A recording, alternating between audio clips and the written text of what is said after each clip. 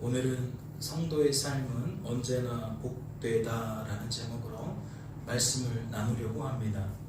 말씀을 같이 보실까요? 예수 그리스도의 계시라 이는 하나님이 그에게 주사 반드시 속히 일어날 일들을 그 종들에게 보이시려고 그의 천사를 그 종 요한에게 보내어 알게 하신 것이라. 요한은 하나님의 말씀과 예수 그리스도의 증거 곧 자기가 본 것을 다 증언하였느니라. 아멘. 우리가 주일 예배 시간에 살펴보았던 계시록의 굵직한 본문들 중에 하나이지요. 이 말씀을 통해 우리가 알 수 있는 것이 무엇입니까? 신약 성경의 마지막 책인 요한계시록은 하나님께서 사도 요한에게 친히 알려주신, 친히 드러내주신 이야기라는 겁니다.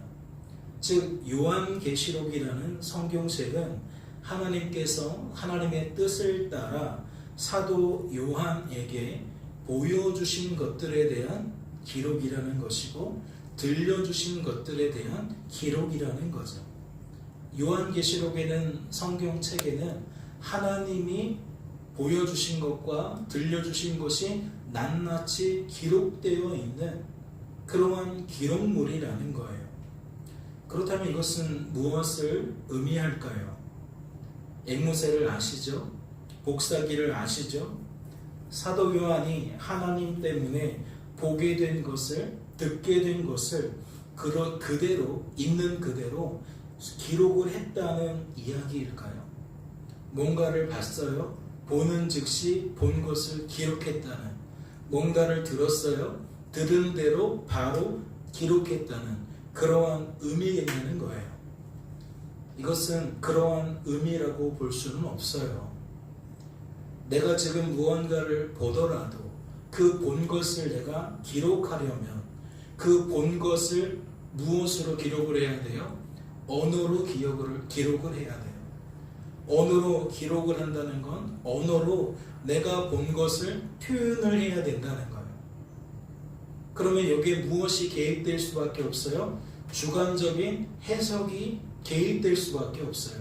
주관적인 그 특성이 개입될 수밖에 없어요.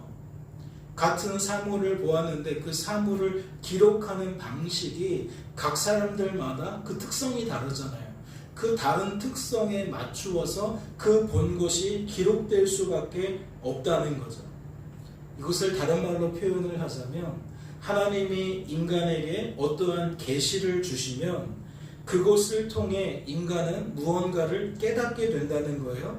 무언가를 느끼게 된다는 거예요. 그래서 인간은 무엇을 반응하게 된다는 거죠. 그러면 성경이라는 것은 어떠한 방식으로 기록이 되어져 있느냐? 하나님이 보여주시고 들려주신 것에 대한 우리 안에서 한번 거쳐서 기록이 된다는 거예요. 즉 계시록에는 사도 요한의 사고가 반영이 되어진 기록이라는 거죠. 요한계시록은 사도 요한의 생각과 감정과 의지가 투영이 되어진 기록이라는 겁니다. 그래서 많은 사람들이 이러한 질문을 해요.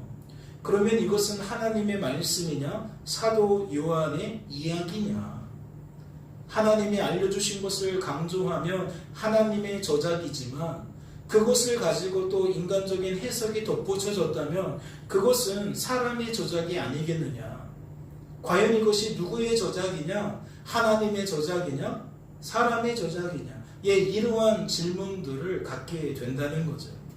그런데 성경에 보니까 이것에 관한 유익한 말씀이 나와 있는데 모든 성경은 하나님의 감동으로 되었다는 거예요. 모든 성경은 하나님의 감동으로 되었다. 그렇다면 이것이 의미하는 바가 무엇일까요? 요한계시록은 예수 그리스도의 계시라 라고 이것이 하나님에 의한 계시의 흔적이라고 소개하고 있는데 이것은 어떠한 식으로 의미를 갖고 있냐면 하나님의 계시가 사도 요한에게 주어졌을 때에 주어진 것을 표현하기까지 그 내면적인 것에서 깨닫게 되어지고 느끼게 되어지고 정리하게 되어지는 것까지 우리 하나님이 관여를 하셨다는 거예요. 하나님의 감동이 어디에까지 미치느냐? 보여주신 것으로만 끝나는 것이 아니라 보여주시고 그 사람이 사고하는 영역까지 하나님께서 관여를 하신다는 거예요. 그래서 우리는 이것을 사람의 저작으로 보는 것이 아니라 누구의 저작으로 본다? 하나님의 저작으로 본다. 요한계시록을 포함한 성경 66권은 이와 같이 성령 하나님께서 인생을 감화하시고 감동하시고 교제하시고 교통하시며 그 사람의 생각과 마음과 의지에까지 총체적으로 관여한 기록물이라는 거죠. 그래서 우리는 성경을 하나님의 작품이라고 단언하는 겁니다. 그렇다면 이어서 여러분에게 질문해 볼게요. 사도 요한에게 계시가 되어진 그 내용의 핵심이 무엇입니까? 우리가 주일 예배 시간에 이미 한번 이 부분을 다룬 적이 있어요.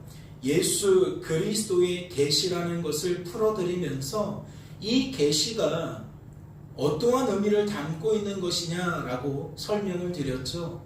그 중심 사상이 무엇입니까? 예수 그리스도께서 계시의 주체라는 것이고 이 계시의 중심 내용은 예수 그리스도라는 거예요. 그러니까 예수 그리스도의 계시는 예수 그리스도에 의한 계시고 예수 그리스도에 대한 계시라는 이야기를 말씀을 드렸다고 생각해요. 그리고 무엇을 첨언하였습니까? 이 예수 그리스도의 계시의 골자는 예수 그리스도와 관련이 있는 반드시 속히 일어날 일들이었다라는 거예요. 예수님과 깊은 연관성을 가지고 있는 반드시 일어날 일들, 속히 일어날 일들이 계시록에 기록이 되어져 있다라는 거죠. 그렇다면 묻지 않을 수가 없어요. 예수님에 대한 내용이 주를 이룬다면 우리는 그것을 복음이라고 말할 수 있어요. 그러면 그 복음의 핵심은 무엇일까요? 수많은 일들을 기록해 놓았거든요. 그 중에는 좋은 일도 있고 나쁜 일도 있어요. 무서운 일, 끔찍한 일도 많이 기록되어져 있어요. 그런데 이게 총체적으로 보면 예수님과 관련된 이야기라는 거예요. 복음이라는 거죠. 그러면 그 복음의 핵심이 무엇이겠느냐? 우리는 생각해 보지 않을 수가 없는 거예요. 어떤 사람은 요한계시록을 통해서 사람들을 겁줘요. 사람들의 마음을 불안하게 만들어요. 그래서 사람들을 지배하려고 해요. 불안에 떠는 사람들을 자신이 통제하려고 해요. 그래서 계시록 말씀을 누가 나쁜 목적을 가지고 많이 사용하느냐? 이단들이 사용해요. 자신이 신적 권위를 가지고 있는 특별한 존재인 것처럼 부각시켜서 요한계시록을 통해서 사람들의 마음을 흔들어 놓고 사람들이 자기를 따르게끔 자기에게 종속되어지도록 만든다는 거죠. 그래서 우리는 무엇을 아는 게 중요해요? 계시록에 참 끔찍하고도 무서운 내용들이 많이 적혀 있는데 과연 그 중심 사상이 무엇이냐? 그 골자가 무엇이냐? 무엇 때문에 수많은 경고와 수많은 끔찍한 재앙들이 기록이 되어져 있는 거냐? 이것에 대한 줄기를 잡아야 한다는 거죠. 저는 말씀을 통해서 그 줄기가 핵심이 이와 같다라고 생각해요. 즉 인생은 나 하기 나름이 아니라 하나님 하시기 나름이라는 거죠. 구원받은 성도의 삶은 내가 사는 삶이 아니라 그리스도께서 사시는 삶이라는 거예요. 즉 죄라는 것은 인생을 나 하기 나름인 것처럼 내가 사는 삶인 것처럼 착각하게 만드는데 그러한 사람들에게 요한계시록은 공포 그 자체라는 거예요. 요한계시록의 내용은 끔찍한 재앙들을 소개하고 있는데 그 재앙 속에서 버텨내려면, 그 재앙 속에서 견뎌내려면 바로 서야 한다는 거예요. 깨어 있어야 한다는 거예요. 내가 사는 것으로 여기는 사람은 그 말씀이 부여하는 책임감, 의무에 짓눌릴 수밖에 없다라는 거죠. 그런데 저는 중심 사상이 그걸 뒤집는다고 생각해요. 수많은 악재가 있어도, 수많은 재앙들이 쏟아져도 인생은 하나님 하시기 나름임을 배워야 한다. 그리스도께서 사시는 삶이라는 것을 깨우쳐야 된다라고 생각을 해요. 그래서 요한계시록을 잘 읽은 사람은 수만 가지의 겁나는 모습이 등장하지만 오히려 안심할 수가 있다고 생각해요. 요한계시록을 통해 오히려 희망을 품고 소망을 품고 살아가게 된다고 생각해요. 사도 요한은 하나님이 그에게 보여주신 것을 통해, 들려주신 것을 통해 바로 이와 같은 복음의 핵심을 깨달았다라고 생각한다는 거죠. 그래서 이것을 간추리면 하나님만 하나님이신 것을 그가 배웠다는 것이고, 인생의 주관자와 구원자는 오직 하나님이시라는 것을 그가 배웠다고 저는 생각한다는 거예요. 요한계시록을 읽으면 읽을수록 어떠한 사상을 발견하느냐? 아, 역시 하나님만 하나님이시구나. 인생의 주관자와 구원자는 우리들이 아니라 오직 하나님 한 분이시구나 라는 것을 계속 발견하게 된다는 거죠. 그래서 우리의 시선이 어디에서 어디로 옮겨질 수밖에 없어요. 사람과 환경을 향하던 시선이 하나님께 옮겨질 수밖에 없어요. 사람의 그 관심이 늘 사람과 환경이라는 육체적인 것에 쏠려 있을 수밖에 없는데, 계시록을 잘 읽은 사람은 이것을 포기하고 하나님께 관심을 기울이는 결과로 나타날 수밖에 없다는 거죠. 사랑하는 성도 여러분, 이러한 요한 계시록의 핵심 요지를 관통하는 말씀이 무엇이었습니까?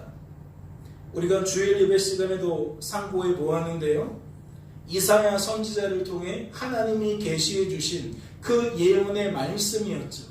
즉 이사야 9장 6절과 7절 말씀이었습니다.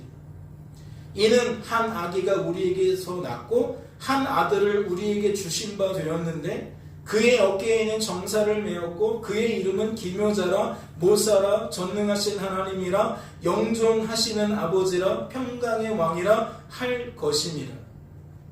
누구에 대한 이야기예요? 메시아의 신 우리 구주 예수 그리스도에 대한 이야기이죠. 장차 오실 예수님에 대한 이야기가 이사야 선지자를 통해 예언되어지고 있다는 거예요. 장차 이러한 일들이 있을 것이다 라고 알려지고 있다는 거죠. 이어지는 말씀도 보세요. 그 정사와 평강의 도함이 무궁하며 또 다윗의 왕자와 그의 나라에 군림하여 그 나라를 굳게 세우고 지금 이후로 영원히 정의와 공의로 그것을 보존하실 것이라. 만군의 여호와의 열심히 이를 이루시리라. 하나님의 나라는 교회와 성도를 이야기하는 거예요. 메시아이신 예수 그리스도에 의해서 이 하나님의 나라가 어떠한 상태가 되어집니까? 굳게 세워지는 상태가 되어집니다. 또 굳게 세워질 뿐만 아니라 영원토록 보존이 되어집니다. 무엇으로 확약합니까? 만군의 여호와의 열심으로 확약합니다. 그러니까 메시아이신 예수님은 이러한 일들을 반드시 할 것이다, 속히 할 것이다 라고 말씀 자체에 이미 확인 도장을 찍고 있다라는 거예요. 그러니까 이사야 9장 6절과 7절 말씀만 잘 읽어도 천지가 개벽하는 세상의 종말이 온다 할지라도 성도는 무엇을 누릴 수 있어요? 안심을 누릴 수 있죠. 안전을 누릴 수 있어요. 크고 작은 일들을 통해서 늘 두려움에 떠는 우리들이지만 이 복음 안에 반드시 서야 하는데 서게 되어지면 어떠한 상태가 되느냐? 담대한 상태가 되어진다는 거예요. 흔들리지 않는 상태가 되어진다는 거예요. 왜요? 신실하신 하나님에 대한 소망을 품게 되기 때문에. 신실하신 하나님이 일하고 계신다는 것이 믿어지니까. 그 하나님 때문에 무엇을 누려요? 평안을 누려요. 기쁨을 누려요.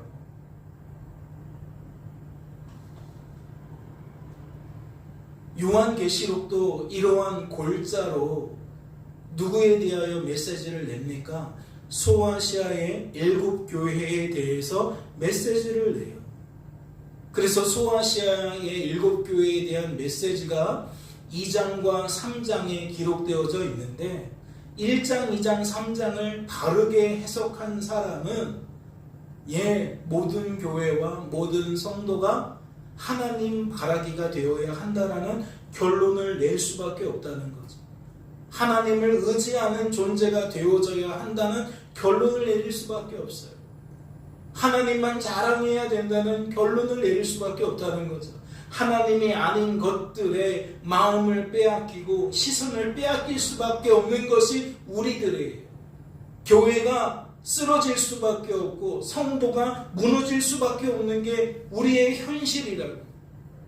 그래서 2장 3장 말씀을 읽어보면 교회들마다 그릇됨이 가득하게 지적이 되어져요.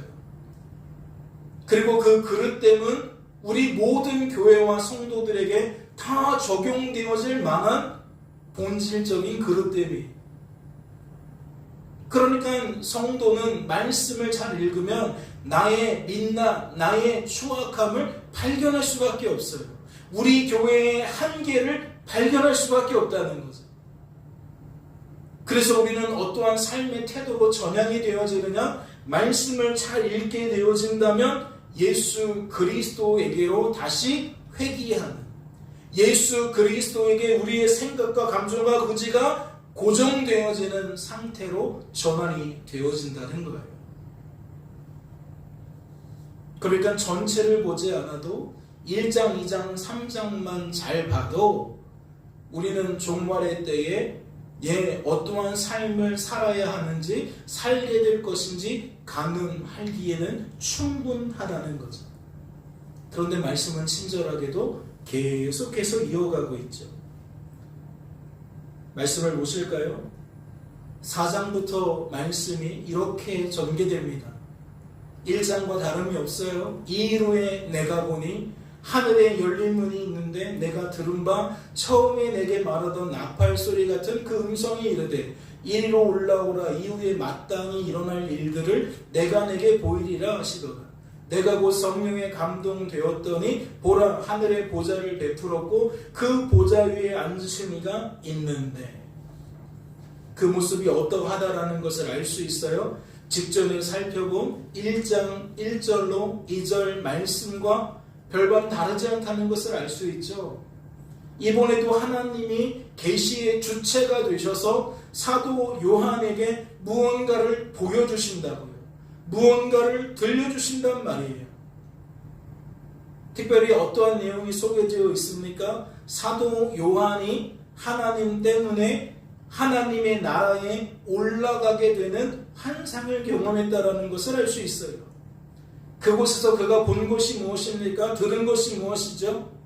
그곳에서 창조주요 구속주이신 우리 하나님을, 모든 성도를 상징하는 피조된 천상적 존재라고 여겨지는 24장로들과 모든 창조된 만물을 상징하는 피조된 천상적 존재인 내 생물이 열렬히 경배하고 열렬히 찬양하는 모습을 보고 듣게 된다는 거예요. 무슨 얘기냐? 사도 요한이 하나님 때문에 하나님 나라에 올라가게 되었는데 그 올라간 곳에서 어떠한 광경이 펼쳐지느냐? 수많은 존재들이 하나님을 뜨겁게 경배하고 찬양하는 모습을 보게 된다는 거예요. 그런데 그 수많은 존재들이 상징성을 나타내는데 어떠한 상징성을 나타내느냐? 창조되어진 모든 만물을 아우르고 또 그들과 구별되어진 구속받은 성도, 구원받은 성도를 상징하는 존재들이 그와 같이 하나님을 경배하고 찬양하더라는 거죠. 그러면 하나님이 사도 요한에게 무엇을 보여주신 거예요? 모든 교회와 성도는 장차 만군의 여호와의 열심을 통해 하나님의 나라에서 이와 같은 최종적인 복음의 열매를 먹게 될 것이다 라는 것을 보여준 거죠. 이 땅에서의 삶이 끝나면 모든 성도는 결국 하나님 나라에 반드시 들어간다는 거예요. 왜요? 만군의 여호와의 열심이 이러한 하나님의 뜻을 이루신다는 거죠. 우리를 굳게 세워주시고 영원토록 보존하셔서 영원한 하나님의 나라에 들어가게 만드신다는 거예요. 그래서 그 하나님 나라에서 우리가 어떠한 삶을 살게 될 것인가 라고 추정할 때에 사도 요한이 보여진 것, 사도 요한이 들게 된 것, 그것으로 우리는 우리의 천국 생활을 그려볼 수 있는 거죠. 그것은 어떠한 삶이라는 거예요? 범사에 하나님을 경배하고 하나님을 찬양하는 삶이라는 거예요. 말씀을 하나 더 보실까요? 4장 11절에 보면 이것이 조금 더 구체적으로 나와요. 우리 주 하나님이여 영광과 존귀와 권능을 받으시는 것이 합당하오니 주께서 만물을 지으신지라. 찬양의 레파토리 중에 핵심이 뭐죠? 하나님을 창조주로서 찬양하는 거예요. 하나님께서 우리를 지으셨습니다. 하나님이 모든 만물을 지으셨습니다. 하나님은 우리의 창조주이십니다. 라고 하나님을 우리의 창조주로서 높여드린다는 거죠. 그리고 이어지는 말씀을 보니까 만물이 주의 뜻대로 있었고 또 지으심을 받았나이다 하더라 라고 되어져 있어요. 그러면 구원받은 성도가 뭐라고 찬양한다는 거예요? 하나님, 저는 하나님 때문에 성도가 될 수 있었습니다. 저는 하나님 때문에 성도로 보존될 수 있었습니다. 저는 하나님 때문에 성도다운 삶을 살아갈 수 있었습니다. 나를 위한 하나님의 그 기쁘신 뜻대로 하나님의 도우심을 입고 내가 그러한 복된 삶을 살 수 있었습니다. 라고 하나님을 뭐 한다는 거예요? 경배하고 찬양한다는 거예요. 이 땅에서의 삶은 이만한 삶이 아니죠. 이만한 가치의 삶이 아니에요. 이러한 깊이의 삶이 아니에요. 많은 사람들과 대화를 나누다 보면 맨날 하는 얘기가 뭐예요? 자기의 방식이에요. 자기의 뜻이에요. 사람 이상을 생각할 수가 없어서 늘 제일 원인으로 나를 삼고 내가 이렇게 하고 저렇게 하고 저 사람이 이렇게 하고 저렇게 하고 그랬을 때 그것이 옳고 그르고 그것을 판단하고 그 결과를 해석하고 그 이상도 그 이하도 안 해. 그러다 보니까 무엇을 놓쳐요? 하나님이 밤낮 없이 우리를 살피셔서 우리를 성도로 세우시고 보존하시고 성도답게 살아가도록 만드신다는 걸 놓쳐요. 교회가 왜 교회일 수 있느냐? 하나님의 도우심 때문에 교회일 수 있었다는 거예요. 생수가 흐르는 교회가 보잘것없어 보여도 이 땅에 세워지고 지금 횟수로 3년을 지내고 있는데 어떻게 이것이 가능하다는 거예요? 하나님의 도우심으로 가능하다는 거예요. 하나님의 도우심으로 이 교회가, 이 예배당이 존속할 수 있는 것이고 여전히 이 메시지를 낼 수 있었다는, 모든 것이 하나님의 뜻대로 되어진 결과라는 그러한 이치를 보여준다는 거죠. 그러나 우리는 그러한 삶들을 살아가면서 내가 무엇을 했느니, 내가 무언가를 했느니, 목회자에 대한 평가, 성도에 대한 평가, 하나님에게서 제일 원인을 찾지 못하고 결국 실생활에서 우리의 언어를 들여다보면 하나님은 하나님대로고 우리는 또 우리로서 서로를 바라보고 해석해야 된다는 거죠. 그러니까 놓치고 지나가는 게 많아요. 오해하고 착각하고 지나가는 게 많아요. 그런데 우리가 하나님 때문에 영원한 하나님 나라에 들어가게 되면 더 이상 놓치는 게 없는 거예요. 우리가 오해하고 착각했던 것들이 다 깨달아지는 거예요. 지금은 하나님이 나를 얼마나 사랑하시는지 잘 모를 수 있어요. 하나님의 도우심이 나의 삶에 얼마나인지를 잘 모를 수 있어요. 그런데 나중에 우리가 하나님 나라에 들어가게 되어지면 그 모든 것들을 깨달아진다는 거죠. 마치 영화 한 편에 구석구석의 삶이 다 설명되는 것처럼, 필름이 지나가는 것처럼 우리의 인생이 다 회자된다는 거예요. 그리고 그 속에서 놓치고 살았던 하나님의 도우심을 다시 발견하고 영원한 하나님의 나라에서 뭐 한다고요? 우리 하나님을 찬양한다고요.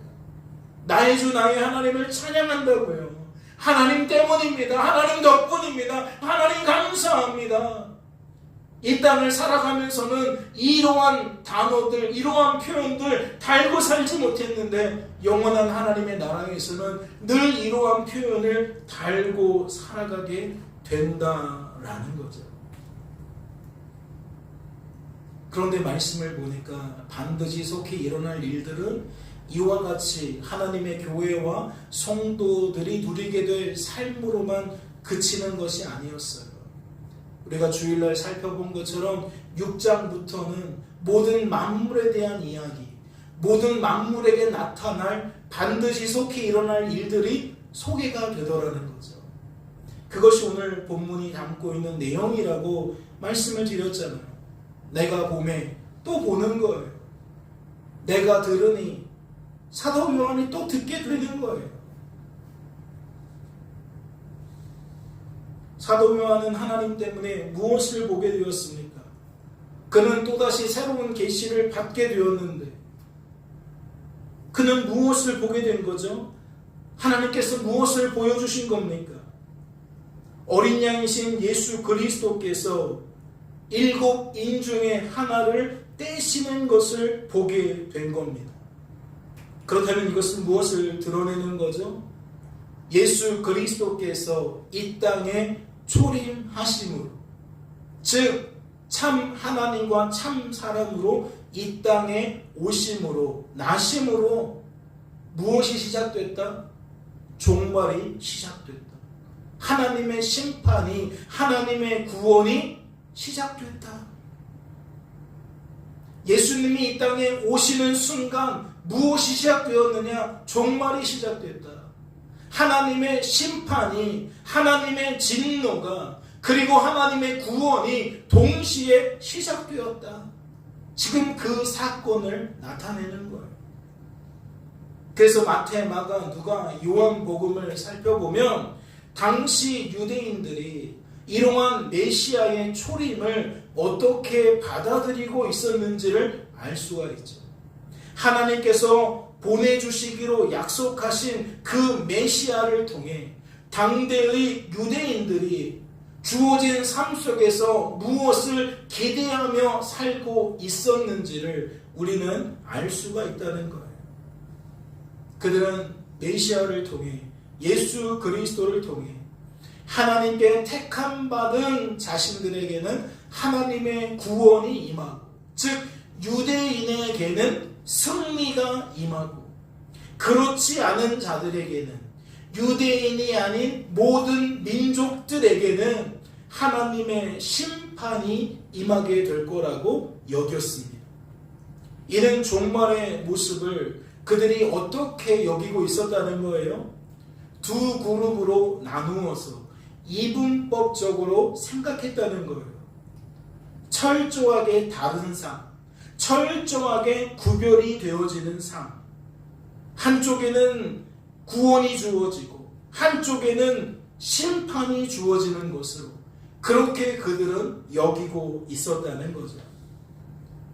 이는 당대의 주류였던 유대인들만 그런 것이 아니라 당대의 비주류라고 할 수 있는 예수님을 따르는 사람들, 예수님의 제자들도 마찬가지였어요. 예수님의 제자들도 예수님과 동고동락하면서 예수님의 주옥 같은 말씀을 듣고 예수님의 기적과 이적을 다 눈으로 지켜보았지만 사고방식은 달라지지 않은 거예요. 이 생각은 동일했어요. 당시 그들을 압제하고 있었던 로마라는 거대한 제국이 이 예수님 때문에 멸망할 거라고 생각했다는 거죠. 예수님은 어떠한 방식을 동원하시든 결국 이스라엘을 로마보다 더 월등한 나라로, 최강의 나라로 만들어 주실 거라고 그들은 생각했다는 거예요. 그런데 우리는 이미 사복음서를 알고 있잖아요. 그 내용을 보면 그 결과가 어떠했습니까? 예수님은 이것이 그들의 커다란 착각이라는 것을 만천하에 드러내 주셨어요.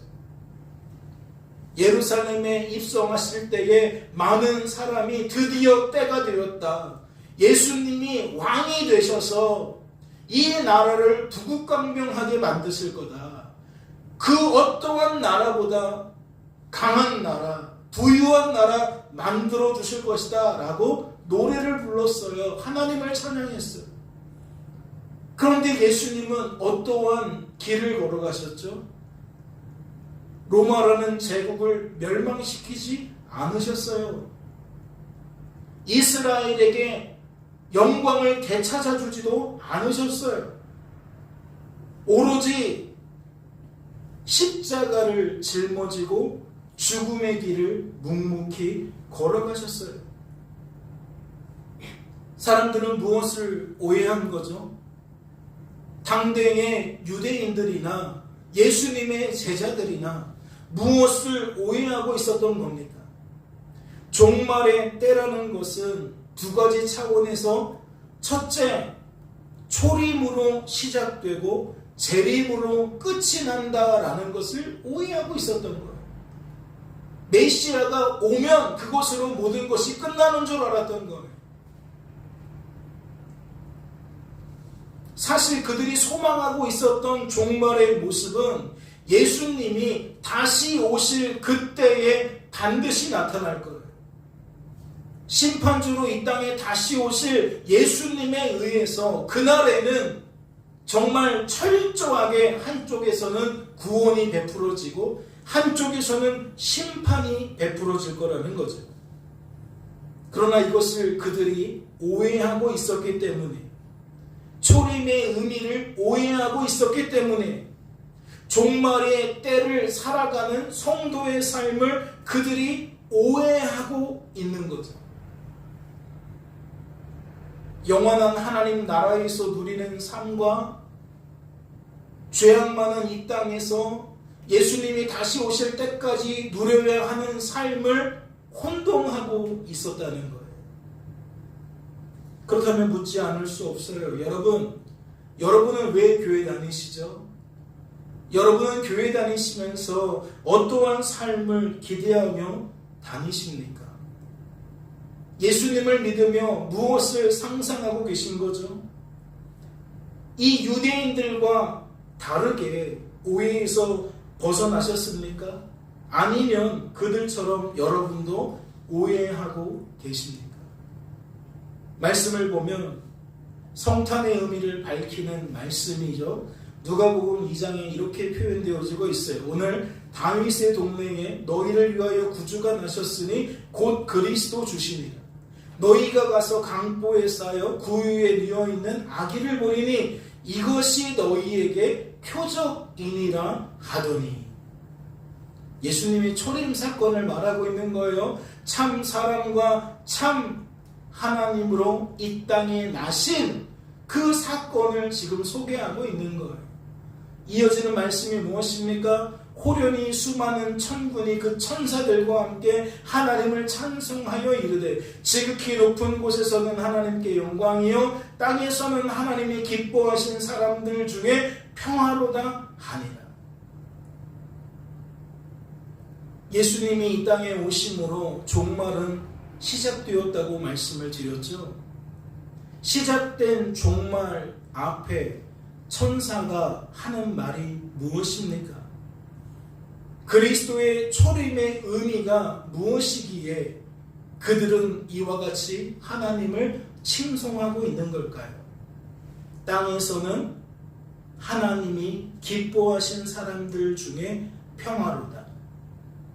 종말의 때를 살아가는 우리들은 이 말씀을 어떠한 의미로 받아들여야 합니까? 땅에서는 종말의 때를 이 땅에서 살아가야 하는 우리들은 땅에서는 하나님이 기뻐하시는 사람들 중에 평화로다라는 이 말씀을 어떠한 의미로 해석해야겠냐는 거죠. 만약 이것이 예수님이 다시 오실 그때에 주어진 말씀이라면 뒤도 돌아보지 않고 당연히 이런 뜻이라고 판단할 겁니다. 아, 드디어 때가 되었다. 이제 모든 어려움은 사라질 것이다. 하나님에 의하여 완전하고 온전한 구원이 베풀어질 것이다. 더 이상 죄가 많은 이 땅에서 살지 않아도 된다. 더 이상 죄의 영향력으로부터 자유로울 수 없는 이 죄된 육신을 입고 살지 않아도 된다. 이제 우리는 그토록 대망하던 하나님 나라에 들어가게 될 것이다. 그 나라에서 영원토록 참된 만족과 평안과 기쁨을 누리며 살게 될 것이다. 평화다.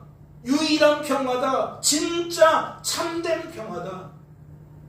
이 평화를 주신 하나님을 찬양하자. 목소리 높여 하나님을 찬양하자.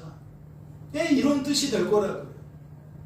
그런데 이것은 재림의 때에 주어진 말씀이 아닙니다. 초림의 때에 주어진 말씀이 여전히 성도들이 죄가 많은 이 땅에서 죄된 육신을 입고 치열하게 살아가야 하는 그 입장에서 주어진 말씀이라는 거죠. 그렇다면 우리들은 이 말씀을 어떠한 의미로 받아야 합니까?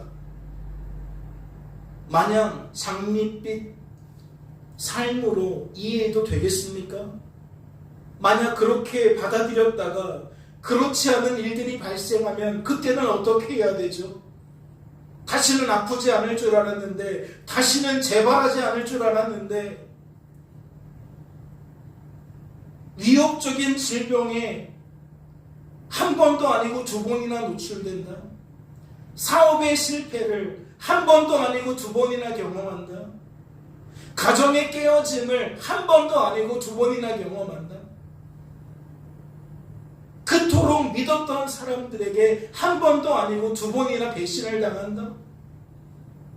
말도 안 되는 무게의 어려움을 만나게 되면 성도가 그 어려움을 어떻게 해석해야 하냐는 거죠. 우리는 해석할 길이 없어서 마치 예수님이 십자가에 달려 못 박혀 죽으실 때에 당대의 제자들이 커다란 충격에 빠진 것처럼 우리들도 주어진 삶에서 그 끔찍한 삶의 결과를 마주보며 커다란 충격에 빠지게 될 거라고 생각합니다.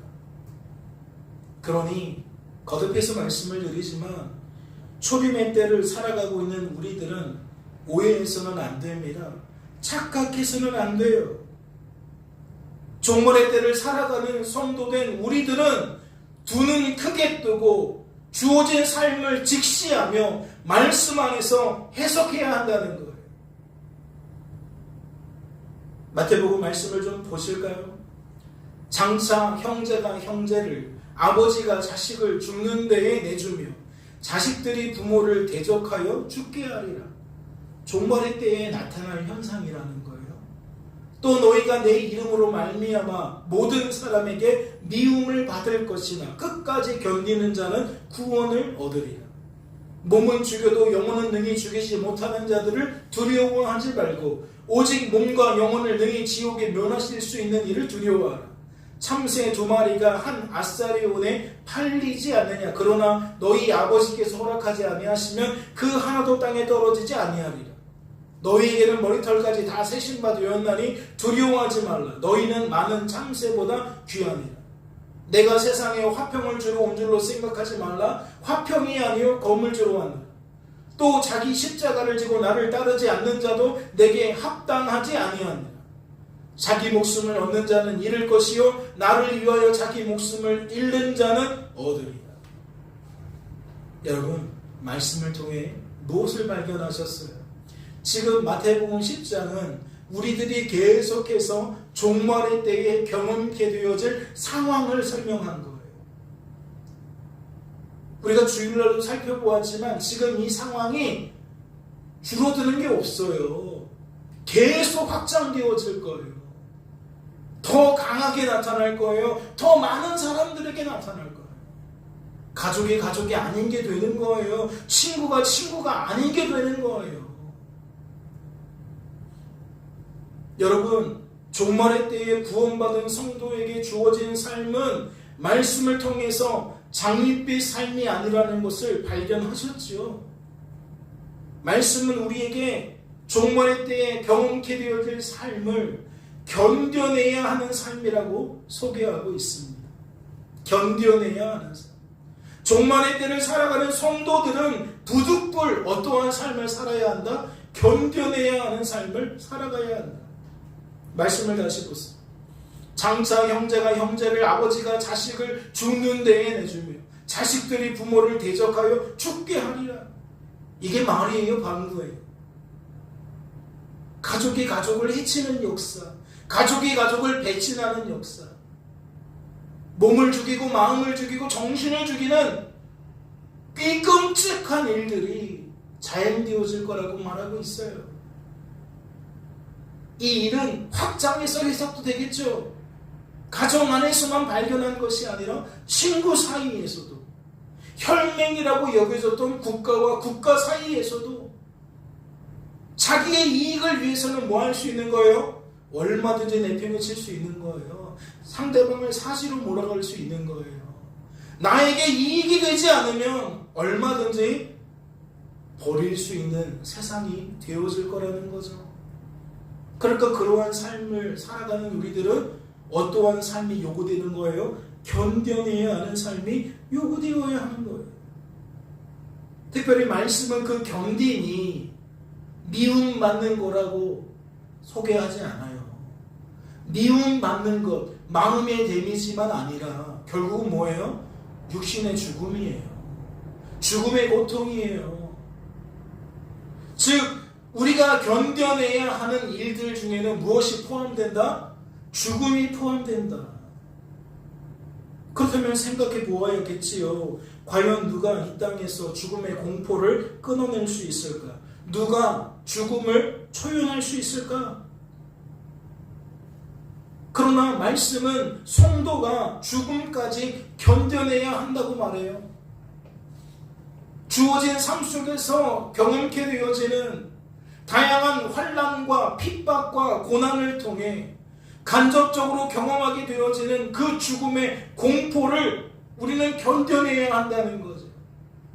누군가의 배신, 누군가의 모함, 누군가에 의하여 우리가 고립되어지는 거, 손해보게 되는 거, 수탈을 당해지는 거, 빼앗기는 거 다 감당해야 된다는 거예요.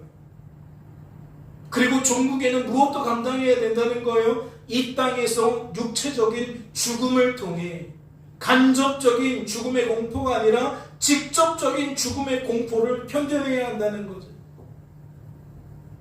올 한 해만 해도 여전히 전쟁 중인 나라가 얼마나 많습니까? 그 전쟁 중에 미사일이 터지고 총알이 날아다니는데 사람이 죽어요, 안 죽어요? 드론이라는 그 작은 기계를 가지고 장난감처럼 여기던 그것이 지금은 살상 무기가 되어서 군인들만 죽이는 게 아니라 아파트에 떨어져서 아파트에 잠자고 있던 사람들이 죽는지도 모르고 죽어가고 있어요. 일상을 공포에 시달리며 살아가고 있다고요. 거듭해서 말씀을 드릴게요. 종말의 때는 견뎌내야 되는 삶이 성도에게 주어집니다. 이게 예외가 없어요. 성도라고 예외가 없어요. 성도는 견뎌내야 합니다. 또 말씀을 통해 무엇을 발견할 수 있습니까? 종말의 때에 성도인 우리가 어떠한 삶을 살아가야 됩니까? 말씀은 두려워할 필요가 없는 삶이라고 소개하고 있어요. 조금 전에 견뎌내야 되는 삶하고는 좀 괴리가 있죠. 견뎌내야 하는 삶 앞에서 여러분 정말 조금이라도 잠시라도 상상하셨다면 너무 끔찍해서 여러분 두려움에 사로잡히지 않습니까? 지금 전쟁하고 있는 나라가 우리나라보다 못할까요? 우리나라가 지리적으로나 이 위치적으로 봤을 때에 강대국에 둘러싸여 있고 얼마든지 전쟁에 발발할 수 있는 그런 위험성이 높은 나라입니다. 그런데 말씀은 이렇게 설명을 해요. 두려워할 필요가 없는 삶이다. 무슨 얘기일까요? 참새 2마리가 한 아사리온에 팔리지 않느냐? 그러나 너희 아버지께서 허락하지 아니하시면 그 하나도 땅에 떨어지지 아니하리라. 너희에게는 머리털까지 다 세신 바 되었나니 두려워하지 말라. 너희는 많은 참새보다 귀하니라. 성도에게 견뎌내야 하는 삶이 주어진다. 두려워할 수밖에 없는 삶이 주어진다. 그런데 두려워하지 말라? 이게 무슨 말이에요? 말씀은 그 논리를 어떻게 설명합니까? 하나님께서 허락하신 일들만 주어진다는 거예요. 하나님께서 허락하신 일이라는 게 뭐예요? 하나님의 손아귀에 있는 일이라는 거예요. 하나님의 뜻, 하나님의 허락 바깥에서 일어나는 일은 없다라는 거죠. 하나님의 통제 아래에 발생하는 일들이라는 거예요. 그렇다면 생각해보지 않을 수 없어요. 왜 견뎌내야 하는 삶 속에서 두려워하지 말라는 거죠? 견뎌내야 하는 삶에 하나님께서 견뎌내게 하시는 은혜를 첨부해 주시기 때문이죠. 우리는 가정 안에서도 배우자를 견뎌내야 되고 부모와 자식을 견뎌내야 돼요. 만약 그것이 우리의 책임에 되어지고 의무가 되어진다면 이게 참 끔찍하단 말이죠. 정상적인 가정은 그나마 괜찮아. 그런데 가면 갈수록 특이한 사람들이 많아지고 있어요. 돌발 행동을 하는 사람들이 많아지고 있어요. 더 괴팍하고 더 이기적이고 일반적이지 않은 생각으로 사고를 방식을 이끌어가는 사람들이 있어요. 무슨 패스라고 말하면서 끔찍한 종류의 사람들이 늘어가고 있다고요. 그런 사람들과 가족을 이루고 산다는 거 어떠한 공포가 도사리는 거예요. 그들의 배우자가 된다는 거, 그들의 부모가 된다는 거, 그들의 자녀가 된다는 거, 어떠한 결혼생활, 어떠한 가정생활이 상상이 되십니까? 결코 장밋빛일 수 없어요. 그럼에도 불구하고 우리가 견뎌내야 한다라고 말하면, 성도는 그럼에도 불구하고 견뎌내야 한다면 우리는 아마 숨이 막혀서 죽을 겁니다. 그런데 하나님은 단지 명령어로서 견뎌내야 한다라고만 말씀하신 게 아니에요. 왜 두려워할 필요가 없느냐? 견뎌내라 하신 그분이 견뎌낼 수 있도록 우리를 지켜주시기 때문이라는 거죠. 말씀을 보실까요?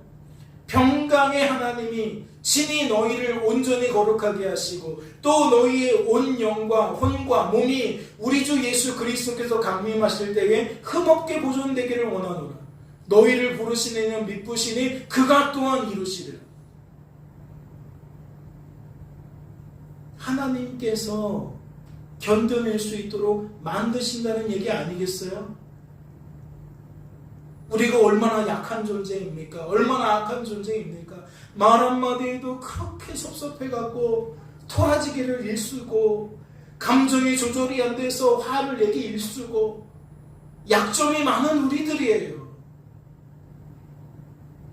어떤 사람에게는 고집으로 그것이 나타나고 어떠한 사람에게는 그 다혈질로 나타나고 어떠한 사람에게는 감정에 너무 과도하게 민감성을 가지고 있는 모습으로 나타나. 그 병자가 아닌 사람이 아무도 없어요. 영을 관리할 수도 없고 정신을 관리할 수도 없어요. 즉 인격을 관리할 수도 없어요. 몸도 관리할 수가 없습니다. 죄라는 것 앞에 무릎 꿇을 수밖에 없는 게 우리들이에요. 그런데 우리에게 말씀하시는 지향점은 뭐예요? 흠이 없는 상태로 보존되는 거예요. 최상의 상태로 보존되는 거예요. 우리의 영은 거룩해야 되고 우리의 혼도 거룩해야 되고 우리의 몸도 거룩해야 되는 거죠. 죄라는 것에 영향받으면 안 된다는 거예요. 그러면 이미 우리가 다다를 수 없는 경제를 말하는 거죠. 그런데 말씀은 뭐라고 말한다고요? 평강의 하나님이 친히 우리를 온전히 거룩하게 만드신다. 평강의 하나님이 친히 흠없게 보존시켜 주신다. 너희를 부르신 이는 미쁘시니 평강의 하나님은 또한 미쁘신 하나님이시니 그가 이루시리라. 하나님이 우리를 그렇게 만들어 주실 것이다. 지금은 이게 무슨 말인지 잘 몰라요. 삶에서 정말 그러한가? 아닌 것 같은데 아리송해요. 그래서 아까 말씀을 드린 거예요. 영원한 하나님 나라에 들어가게 되어지면 우리 하나님 정말 그러셨구나. 나를 한시도 눈 떼지 않으시고 살피셨구나. 하나님 때문에 내가 보존될 수 있었던 것이구나 라고 모든 오해가 사라지고 모든 착각이 사라지고 하나님께서 하신 일이 온전히 하나님께서 하신 일로 깨달아져서 밤낮 쉼없이 영원토록 하나님 감사합니다. 하나님 덕분입니다. 하나님이 하셨습니다. 라고 하나님을 찬양하게 된다는 거예요.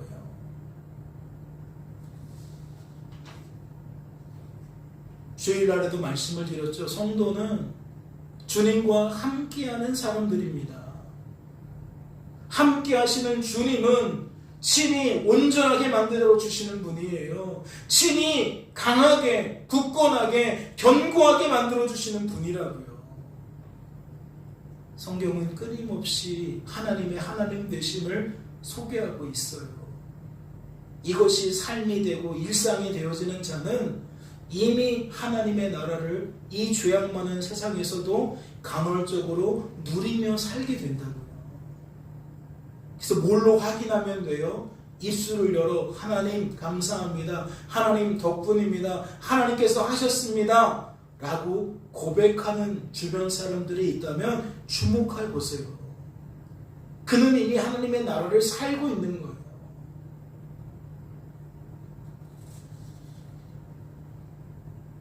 말씀을 통해 또 무엇을 발견할 수가 있습니까? 종말의 때에 구원받은 성도에게 주어진 삶은 죽어야 하는 삶이라는 것을 발견할 수 있습니다. 견뎌내야 하는 삶이요, 두려워할 필요 없는 삶이요, 또한 어떠한 삶이다? 죽어야 하는 삶이다. 말씀을 보세요. 내가 세상에 화평을 주러 온 줄로 생각하지 말라. 화평이 아니요 건물주로 왔노라. 또 자기 십자가를 지고 나를 따르지 않는 자도 내게 합당하지 아니하니라. 자기 목숨을 얻는 자는 잃을 것이요 나를 위하여 자기 목숨을 잃는 자는 얻으리라. 택함을 받은 사람이나 받지 못한 사람이나 성도나 성도가 아닌 사람이나 하나님의 검은 즉 죽음은 동일하게 나타나요. 모든 인생은 이 땅에서 육체적인 죽음을 피할 길이 없어요. 간접적인 죽음의 고통과 직접적인 죽음의 고통을 피할 길이 없다고요. 이는 무엇을 의미하죠? 모든 인생은 종말의 때를 살아가며 장밋빛 삶을 꿈꿀 수 없다는 거예요. 죄로부터 단절된, 죄로부터 무관한 삶을 살아갈 수가 없다는 거죠. 모든 인생은 죄의 권세로부터 자유로울 수 없다는 거예요. 성도도 예외가 아니라는 거죠. 그렇다면 택함받은 자와 그렇지 않은 자의 차이가 뭘까요? 고통받기는 매한가지고 힘들기는 매한가지인데 도대체 뭐가 다른 거냐고요. 죽는 것도 예수 믿어도 죽고 안 믿어도 죽는데 뭐가 다른 거냐고요. 말씀은 주어진 목적이 다르다고 말하는 거예요. 택함받은 자들에게 주어지는 죽음은, 죽음의 고통은 결국 그를 복음의 자리로 인도하는 견인차 역할을 하게 되는 거예요. 견인차 아시죠? 그 망가진 자동차 끌고 다니는. 고통이, 그 죽음의 공포가 우리를 어디로 이끈다? 예수 발 앞에 이끈다. 우리는 양 같아서 그릇 행하여 각기 제 길로 갈 수밖에 없어요. 고장나지 않았다면 우리는 운전대를 잡고 어디로 간다? 내가 가고 싶은 곳으로 간다. 예수 발 앞으로 가는 것이 아니라 예수님과 멀어진다. 그런데 고장난 자동차는 멈출 수밖에 없어요. 그런데 멈춘 자동차를 견인차가 딱 끌기 시작하면 내가 아무리 운전을 해도 내가 원하는 대로 갈 수가 없고 견인차가 이끄는 대로 갈 수밖에 없어요. 그런데 그 죽음의 공포가 견인차 역할을 감당하며 우리를 어디로 이끈다? 예수의 발 앞에 이끈다. 예수 십자가 앞으로 이끈다. 종말의 때에 성도에게 주어지는 삶은 환난과 핍박과 고난을 통해 죽음의 공포를 체험하면 체험할수록 더욱 큰 십자가의 은혜를 깨닫게 되는 하나님의 신비가 가득한 삶이라는 것. 그게 제일 불쌍한 사람은 누군지 아세요? 암이라는 남들이 겪지 않아도 되는 커다란 질병, 희귀병, 중증 난치질환과 같은 모든 사람이 겪지 않아도 되는 그러한 특수한 환경에 놓여 있게 되었지만 그것을 통해 하나님을 만나지 못하는 사람들이에요.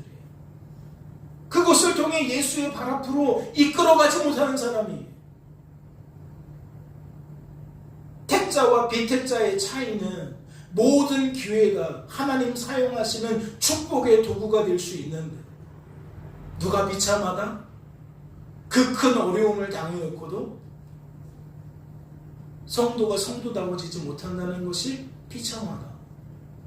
성도가 성도로 보존되어지지 못한다는 것이 비참하다. 이제 말씀을 정리하고자 합니다. 어린 양이신 예수님에 의해서 이는 이미 떼어졌어요. 종말은 시작됐습니다. 하나님의 심판, 하나님의 구원 이미 우리의 눈앞에 와 있는 거예요. 그렇기에 성도된 저와 여러분은 시작된 이 종말의 때를 당연히 견뎌내야 합니다. 다양한 환난, 고통, 핍박 견뎌내야 돼요. 죽음까지도 우리는 견뎌내야 합니다. 외면하고 싶어도 외면할 수가 없어요. 피하고 싶어도 피해지지 않습니다. 그런데 말씀은 곧바로 무엇을 제시했죠? 두려워할 필요가 없다고 제시했어요. 두려워하지 말라고 제시했어요. 왜요? 인생의 주관자와 구원자는 우리들이 아니라 하나님이시기 때문에 하나님 안에서 안심하라는 거죠. 그런데 이것을 오해하면 안 돼요. 견뎌내야 하지만 하나님이 두려워하지 말라 그랬으니까 나 두려워하지 않을 거야. 내가 할 수 있는 것처럼 여겨서는 안 돼요. 내가 해야 되는 것처럼 여겨서는 안 돼요. 그러면 정말 산으로 가요. 우리나라 예전에 남편 잃은 여인들이 수조라는 거 아시죠? 결혼도 못하고 죽을 때까지 홀로 살아가는 연렵인가요? 그 수조라는 삶 알죠? 그러면서 나라에서 수조란 여인들을 칭송하며 연료비를 그 마을에 세워주는 거 아시죠? 그게 또 영광이라서 또 양반네들은 그 연료비를 받겠다고 며느리를 쥐잡듯이 잡는 거 아시죠? 여러분, 예수 십자가는 그러한 공적비가 아닙니다. 예수 십자가는 삶이에요. 하나님의 구원은 우리의 삶입니다. 우리가 잘 견뎌내고 잘 견뎌내서 나중에 하나님께 칭찬받는 삶이 아니에요. 오늘을 살아가면서 견뎌내는 삶 속에 견뎌내게 만드시는 하나님을 경험하는 삶이 성도의 삶인 거예요. 예수 십자가는 왕관이나 훈장이 아닙니다. 예수 십자가는 그냥 삶이에요. 그냥 은혜의 흔적인 겁니다. 두려워하지 말라는 얘기를 명제로 듣지 마세요.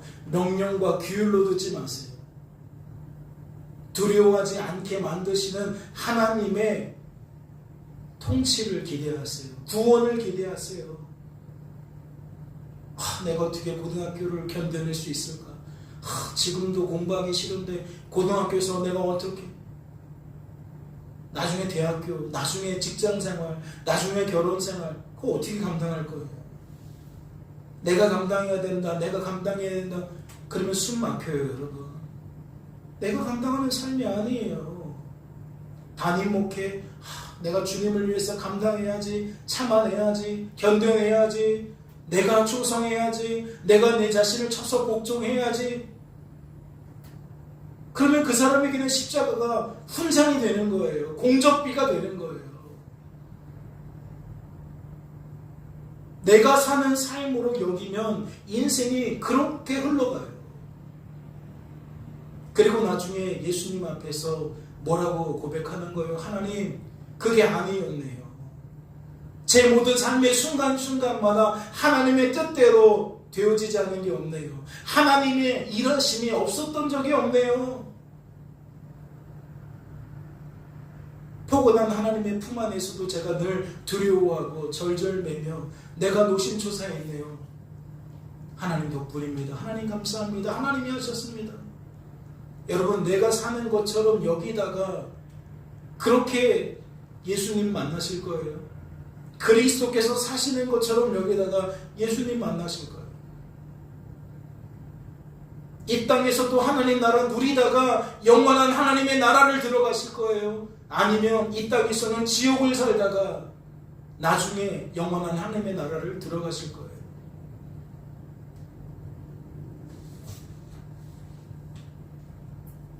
끝으로 말씀 하나를 보실까요? 나의 간절한 기대와 소망을 따라 아무 일에든지 부끄러워하지 아니하고 지금도 전과 같이 온전히 담대하여 살든지 죽든지 내 몸에서 그리스도가 존귀하게 되게 하려 하나니 이는 내게 사는 것이 그리스도니 죽는 것도 유익합니다. 내가 사는 것으로 이 말씀을 풀어버리면 엄청난 결의가 느껴지죠. 엄청난 결단이 느껴져요. 넘사벽이라고 할까요? 차원이 다른 고수의 향기가 느껴집니다. 그러나 그리스도께서 사시는 삶으로 이 말씀을 바라보면 그래, 하나님이 붙들어준 상태에서는 우리가 저렇게 편안한 마음이 되지, 저렇게 담대한 마음이 되어지지. 그리고 오히려 불안해하던 내 자신을 부끄럽게 여기게 되는 거죠. 하나님의 은혜가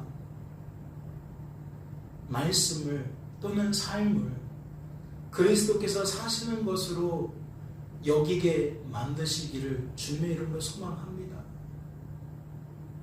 긴장 속에 살아가는 것이 아니라 하나님 안에서 하나님의 나라를 누리는 편안한 삶이 되어지시기를 바라요. 거듭해서 말씀을 드리지만 분투가 없는 게 아니에요. 견뎌낼 일이 없다고 말하는 게 아닙니다.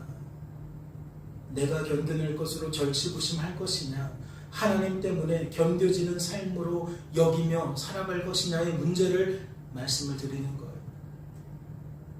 바라기는 그리스도께서 사시는 삶으로 이해하시고 주어진 삶을 바라보고 받아들이는 저와 여러분 될 수 있기를 주님의 이름으로 소망합니다. 잠시 기도합니다. 하나님 아버지, 종말의 때를 살아가는 우리들은 무엇을 기대하고 소망해야 됩니까? 유대인들처럼, 예수님의 제자들처럼 장밋빛 삶을 기대해야 됩니까? 주님의 재림 때에 경험하게 될 그 삶을 우리가 바라보고 앙망해야 됩니까? 그러면 우리는 그들처럼 날마다 충격에 빠질 수밖에 없습니다. 하나님, 종말의 때를 살아가는 우리들 말씀을 통해 삶을 제대로 제시할 수 있도록 도와주옵소서. 견뎌내야 되는 삶이 이상한 게 아니라 당연한 것입니다. 견뎌내야 하는 삶이지만 두려워하지 않을 수 있는 것이 또한 이상한 것이 아니라 당연한 것입니다. 내가 죽어야 합니다. 그리스도께서 사셔야 합니다. 내가 살려고 할 때에 모든 것은 깨어지기 마련입니다. 모든 것은 혼란스러워질 수밖에 없습니다. 그리스도께서 사시는 삶을 경험할 수 있도록 도와주시고 그 삶이 유지되는 삶, 그리하여 성도로 보존되고 성도 다워짐이 무엇인지 더욱 깊이 통찰하고 깊이 누려갈 수 있는 복됨을 누려갈 수 있도록 인도하여 주옵소서. 주께서 우리를 붙들어 주실 줄로 믿고 감사드리며 이 모든 말씀 우리를 주에서 구원하신 예수님의 이름으로 기도하옵나이다. 아멘.